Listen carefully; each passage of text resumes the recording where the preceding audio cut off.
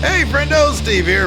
And Larson. And welcome back to Sorry, Going. young boy, Larson. Sorry, young boy. It's the last time I have to do it. It's the last time. It's the last time you're one. going to have to do it, young boy. Niban, off to excursion, return Ichiban. That's the goal, man. Yeah, dude. Anyways, welcome back to Going in Raw, the only pro wrestling podcast you need to be listening to. Special edition, Dark Side of the Ring review time, man. These are so great. These are so much fun. Of course, last week we gave you our thoughts on the New Jack, the life and crimes of New Jack. Before that, we had the Benoit retrospective. This week, we're looking at Brawl for All, bro. Yeah, this has been a subject that's been covered actually pretty extensively. Brian Zane did a video on it. Sean Ross Sapp did an extensive retrospective on it.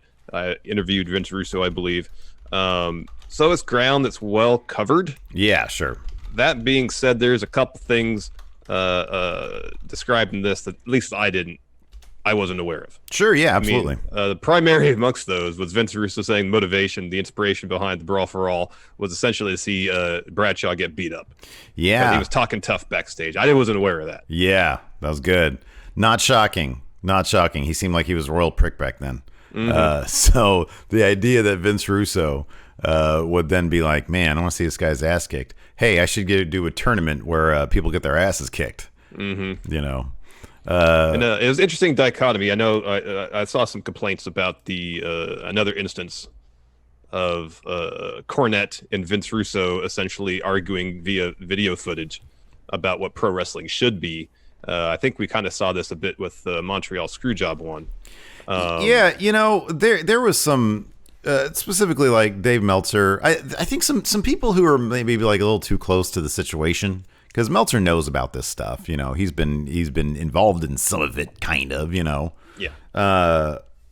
I personally, this is just me speaking. I don't think it detracted from the Montreal Screwjob one, because I think that it was a small part of an otherwise really wonderful documentary, and I thought that small part was actually very interesting. You have two very interesting characters who are heavily involved with the proceedings. And they are both giving us their recollections of what was going down. I think they're interesting figures, you know, within the historical context of things.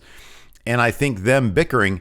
And it's so funny because I thought that in the Montreal Screwjob one, Cornette came off like he was the guy that was sort of telling the truth there, you know? Like the fact that he was providing the basis from a historical perspective as to how he came up with this idea to screw Brett over. His story just seemed more, you know, it seemed more credible than Vince Russo's. The flip side of this, it didn't have anything to do with taking credit or not, but I actually thought that Vince Russo came off okay in this episode of Dark Side of the Ring. I think especially at the end where we saw some contrition on his part, coming up with the idea, because the way the episode was set up is he explains the motivation why he watches some of the stuff, and he still laughs about Bradshaw getting knocked out. He seems, for the first 45 minutes of the episode, basically unrepentant was coming up with this idea, and then at the very end, they show more footage of especially the Bradshaw fight, and he's like, man, knowing what we know now about CTE, concussions, head trauma, this was a terrible idea. Well, if it was today, I never would have pitched it. And yeah, they have them. They basically have them doing a live reaction, which they cut back to every once in a while. And when it starts off, you know, I think it was the very first fight or one of them. He says, you know, okay, so I'm sitting here as a fan and I'm entertained by this. You know, he's sort of justifying it. But by the end, when you see Bradshaw get annihilated, even he has to step back and say, yeah, dude, wouldn't have done this, especially with what we know now. I probably shouldn't have done this. Meanwhile, Cornette is ranting and raving about this. And they do kind of an interesting thing, and I want to get your thoughts about how they do this. Cornette's point is, these guys, you're putting them in danger. Pro wrestling is dangerous enough, and they use the Draws incident with D'Lo to say, hey, this is dangerous enough. Why would we make it more dangerous? Why would we disrespect it by doing something where these people can get seriously injured? Yeah. What is your take on that? I don't think he's wrong. I don't know about necessarily the I mean, yeah, I don't think in that instance Cornette is wrong per se. It's a terrible idea. I mean, even by the time this episode ends, Russo comes around to realizing that it's a terrible idea because of the injury risk. And at the time, when so many of the talents seem like we're hungry for a shot and we're willing to do this to get that opportunity, because the whole thing, I don't know how much of the chatter backstage was, and we'd heard this before, that the winner, who they apparently wanted to be Dr. Death Steve Williams, was going to get pushed to a potential main event slot in the program against Stone Cold. Well, if I'm any of the guys who are mired in the mid card at best, and I hear that, and all I got to do is take some punches, and hopefully if I land a couple of lucky ones, I can win, get a huge payday at the end with a $75,000, goes to the winner, and get a push. Yeah, maybe I'm willing to take that risk. Yeah. Because it could potentially benefit myself and my family financially. Yeah. And maybe the injury risk is on your mind, but at the same time, I mean, some people might, like Bart Gunn, for instance, he probably thought, this is my best last chance to go somewhere in this company. Oh, it's a no-lose situation. Either you're just stuck where you are currently, or you come out of it ahead. There's two things that absolutely sort of infuriated me about this episode, or not the episode, but about the story. Number one, why is everybody laying this at Russo's feet when this clearly had to get passed by Vince McMahon first? Yeah. The knock on Russo is he had 1,000 ideas and Vince would pick the 2 that were good. Yeah. Vince clearly thought that this was an idea worth exploring, and he greenlit it. So where is the outrage towards the man who actually greenlit this thing? I know. If Vince thought this was a bad idea, he would have laughed it out of the room. I know, and apparently he thought it was such a solid idea that during Tough Enough, there was that boxing match between Miz and Daniel Puder, and apparently the former writer said in 2009 or 2010 he considered bringing it back as part of the NXT competition. The other thing that infuriated me about it was what happened after, and 2 additional things, I'm sorry. Bart Gunn, and we're just sort of all over the map right here, but that's okay. That's what we do with these things. Bart Gunn goes through this. He wins the entire thing, right? As soon as he knocks out Dr. Death, like destroys his career basically. Why are they not thinking to themselves, how can we take advantage of this? They had another guy in the company at the time who was nothing. Well, they had a couple legitimate guys in the company at the time. One of them was Dan Severn. Another one was Ken Shamrock. How much personality do those 2 really put on display during their pro wrestling careers? Basically 0. Not a lot. Bart Gunn, say what you will about him, he had good looks. Yeah. He had a very down-to-earth sort of good way of going. He was not an over-the-top character at all. He was the exact opposite of that. And you could say, okay, maybe the guy didn't have a ton of camera charisma beyond just being a good-looking guy. But to not even explore that... I know. To not even explore that, once he annihilates Dr. Death, you could say, oh my God, what can we do? And Vince Russo even said, when Cornette says, you just wasted $5 million talking about Dr. Death, and he says, we'll just make Bart Gunn the guy. And Cornette goes off on him, and it's like, wait a second, that's actually sound logic. This guy's about to annihilate this field. You could tell based on the interviews with Cornette and JR, both of them seemed like they were friendly with Dr. Death. Yeah, sure, JR for sure. And at the very least, Cornette was a huge fan of Steve Williams' work. They were probably too close to the situation in that respect, thinking, we're going to bring this guy in. I don't think Russo was way off base saying Steve Williams was past his prime at this point.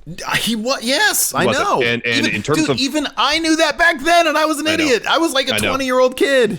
And given the personalities that existed in WWE at the time that were at the top, Stone Cold Rock, Triple H, I can go on, Steve Williams doesn't have that larger than life personality. He doesn't project that level of personality towards the camera. And yeah, you could maybe set him up with someone to do his talking for him. But even at, he was undefeated or had been pinned for 10 years or something like that. You have Dan Severn walk in the company, a legit combat athlete. Yeah. One of the best ever to do it. And they can't get him over to the degree where he is credible with Jim Cornette doing his talking for him. Yeah. Getting him over enough to push him up to the main event. Why do they think it's being any different with Dr. Death? When we were watching back then, either at let's see, where were we in 98? We were still here in 98. That's when we moved to LA. Yeah. when we were watching, but we would have been watching here in SAC. Yeah, I remember watching. Yeah. I think pretty much all the Brawl for All. When Dr. Death was introduced, did you ever once think, man, this guy's legit, I want to see him in the main event? Never once. There were too many guys with too much personality on the rise. Triple H, Undertaker. I mean, he'd been around for a little while, but still. Undertaker, Mankind, you name it, The Rock, everybody. I wanted to see. Dr. Death comes in, and all I can think is this guy looks like he's a relic from like the 80s South type wrestling, which I didn't really care about. Like he looked like a mid-carder in WCW. Now I was not, educated on his credentials, and maybe if I was, I would have marked out a little bit more. But just as a fan back then, watching like so many other college age kids, like Vince Russo notes, I saw this guy as old, past his prime. I didn't care. And so when I found out decades later that he was in line for a shot against Stone Cold off this Brawl for All, I was like, this would have been silly. Yeah. This would have been absolutely silly. Give me Kane. Give me anybody else. I know. I mean, and I think as Dr. Death put it ended up being Triple H that eventually got that spot. Yeah, which made sense. And if you would have put Bart Gunn, a young guy, good looking, if he annihilates the field like he did, I would have been like, okay, if you booked it, if creatively you do this right, I'll never forget the one time, and I'll ask you, what's the one time you and I really marked out for Shamrock? When we saw him at Starcasting, and still looked all jacked. Okay, it's unfair to put you on the spot. Do you remember when he was the one guy that like he was the first guy to turn? Yeah, wasn't he like part of the ministry, and then he turned on them to save like somebody, like a girl or something. I forget what it was. Yeah. But he comes running down and everybody's like, oh man, Shamrock's going to like save the day in some sort. He like turned on the big, evil group. Yeah. And it was like, man, what if you put Bart Gunn in a similar situation like that? What if he's recruited by like the ministry or something as like, a muscle guy, but then he's the guy who's like too good to like go through with all this nasty stuff they were doing. Yeah. There's a million ways you can tell this story. Yeah. And it was never considered. It was never even considered. I mean, the only thing they considered after he won is they sent him home, said, "Oh, you're going to fight Butterbean." That was terrible. And then here we're gonna not only have you do boxing training to take on a professional boxer, we're gonna like repackage you as boxer. This guy should have been packaged as like bar fighter. Yes, exactly right. And what's shocking is that at the time it was like WWF's creative like zenith, basically, it was like the top that they were, and so like, and that was the other thing that really infuriated me is that internally, Butterbean, I always thought Butterbean was brought in as an opportunity, not necessarily as punishment. You know what I mean? I didn't. Butterbean makes it clear it was punishment. I know. He says that. He says, yeah, I guess I was brought in as sort of like his punishment for what? Bart Gunn even says, dude, in the documentary, I'm willing to work with you guys. You know what that means. Yeah. He says, he says, if you want Dr. Death to win, I will face him in the finals and I am willing to work with you. That means he's willing to throw the match. He's willing to do business. Yes. And then everybody's like, literally says to him, oh, we're not worried about Dr. Death. What more can you do to put a chip on somebody's shoulder to prove a point? Right. Yeah. Pretty much saying, oh, Dr. Death is going to wipe the floor with you. Yeah. And JR's like, still to this day, incredulous that Dr. Death lost. And it's like, he lays it at the feet of Bart Gunn. What is he supposed to do? What is he supposed to do? I know. It was infuriating. This is like the most Kafkaesque bullshit I've ever seen in my life. But it really seems like WWE in a nutshell. Probably still to this day. Yeah, no, I know. It totally does. But I mean, you got guys that are no longer in the WWE in JR and Cornette. And granted, Cornette, say what you will about him, right?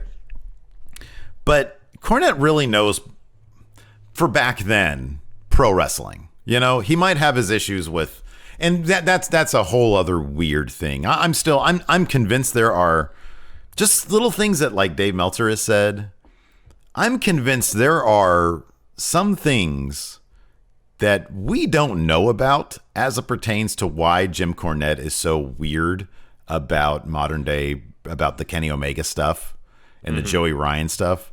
I'm convinced there is something there that we simply don't know, because in everything else, I mean, he seems like a pretty cool guy in many other respects, I mean, look at his. It's not like his Twitter feed is like Jackson Riker's, dude. You know what I mean? No, I know. It'd be like I understand you mean like politically. It's weird. There's a weird dichotomy with Jim Cornette, because he seems pretty liberal. Yeah. At the same time, yeah. In certain respects, he's very tied to the way things are done 30 or 40 years ago. Which, like specifically pro wrestling, and he says this in talking about how he tried to teach Vince Russo the ways of doing things in wrestling traditionally, and Vince Russo was not interested in that. He would rather watch Jerry Springer and write an episode of Raw based on what he saw. Yeah. And the way Cornette put it, Russo is not the least bit interested in kind of learning the ropes of pro wrestling writing. Yeah. And he says something to the effect of, Russo didn't, this paraphrasing here, Russo didn't take wrestling seriously, but wrestling is very important to me because it's the thing I love most for 40 years. Yeah. And this is just my guess. Cornette fell in love with wrestling 40 or 50 years ago. And it's a scenario where he fell in love with it, and his perfect image of pro wrestling is what he fell in love with. And that is essentially two competitors in the ring, choreographing a fight that it comes off as believable and real, and when it's done right, the crowd gets sucked into that illusion and has an emotional reaction based on that. And anything that deviates from his perfect image of pro wrestling is an assault on pro wrestling, and therefore must be destroyed. I think that's the only sense I can make of it. No, I know, because at this point you can only extrapolate. You can only extrapolate, because it's never really. He doesn't really explain, but there's an odd.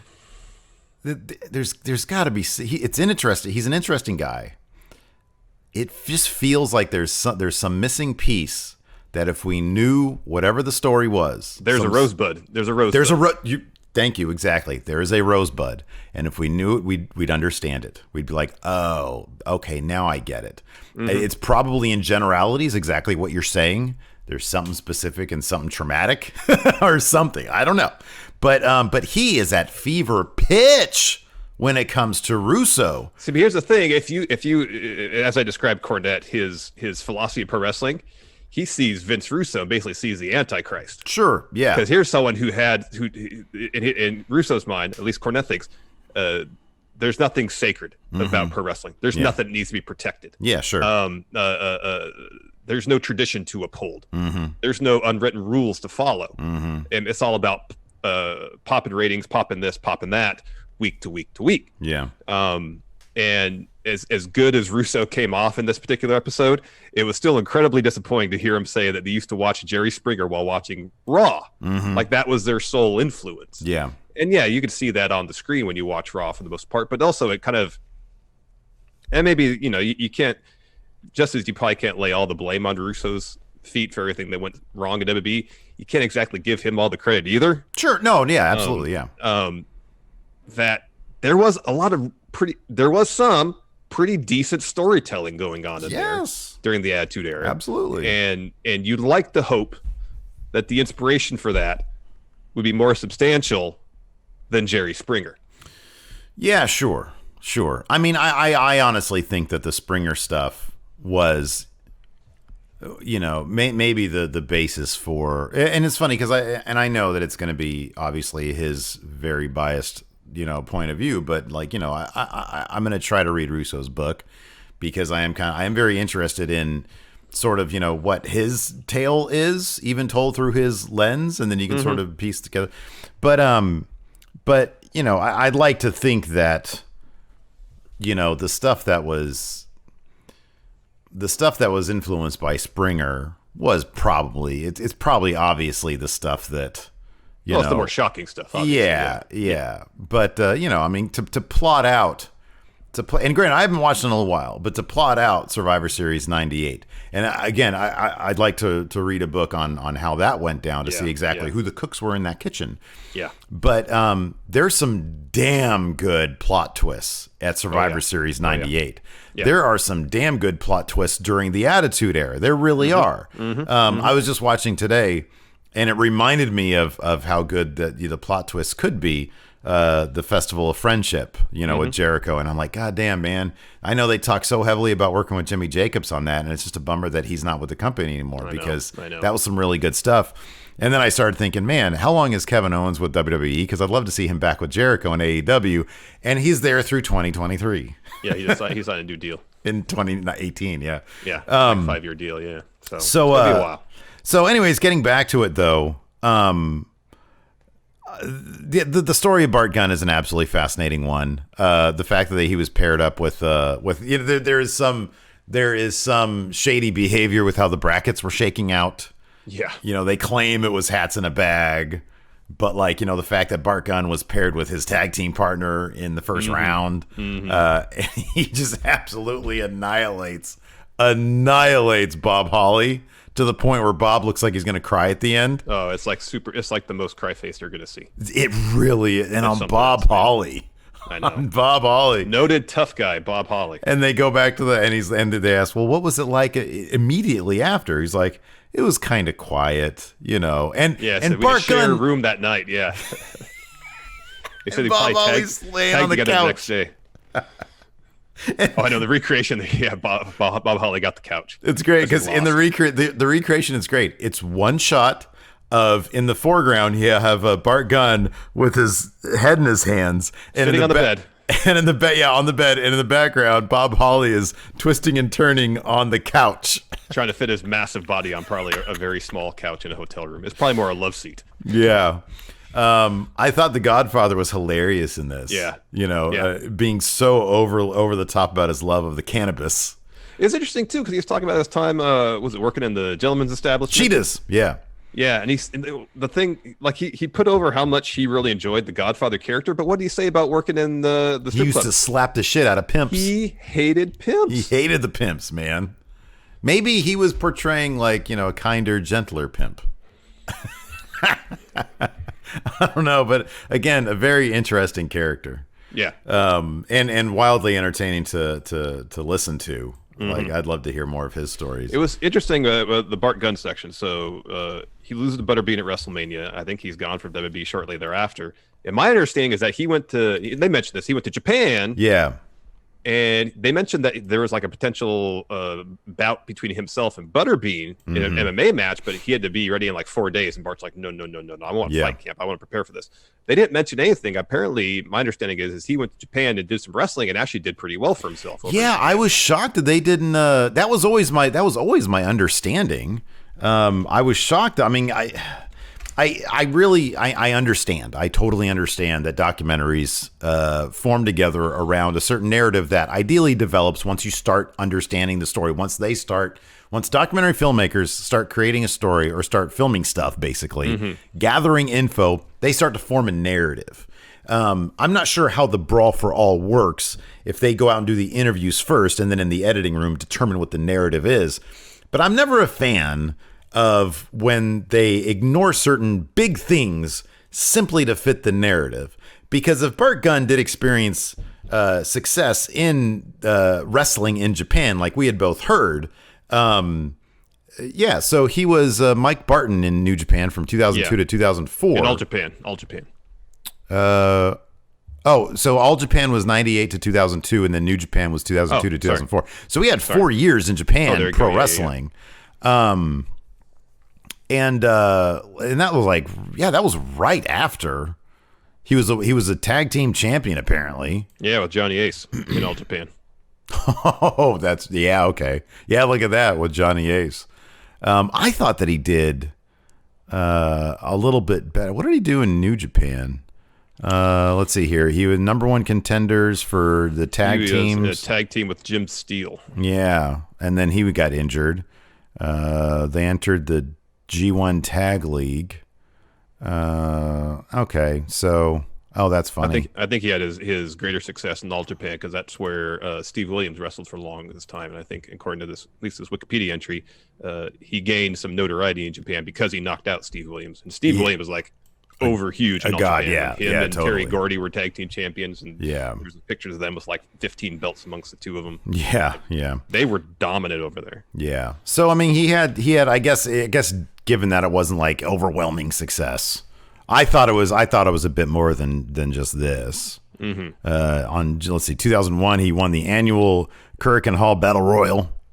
I mean, he had some, okay. All right. Well, whatever. So yeah, that was interesting. The draws stuff was interesting. Hearing D'Lo talk about the draws stuff was interesting. And it's obvious. It was always obvious that had weighed really heavily on D'Lo Brown.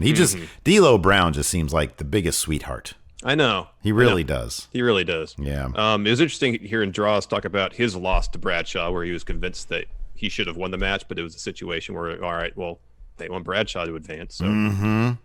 Yeah, I know. That was... Yeah, and then just Jim Ross's general, like, confusion over how the rules kept on. The whole thing was so haphazard. It was like, yeah, just go out there and fight. Well, what about takedowns? Oh, yeah, I guess that's those points, you know? Yeah, and they had a scoring system, but, you know, JR says something like, well, you have referees who never refereed a match like this. He has judges who have never scored a match like this. It's going to be a mess. Yeah.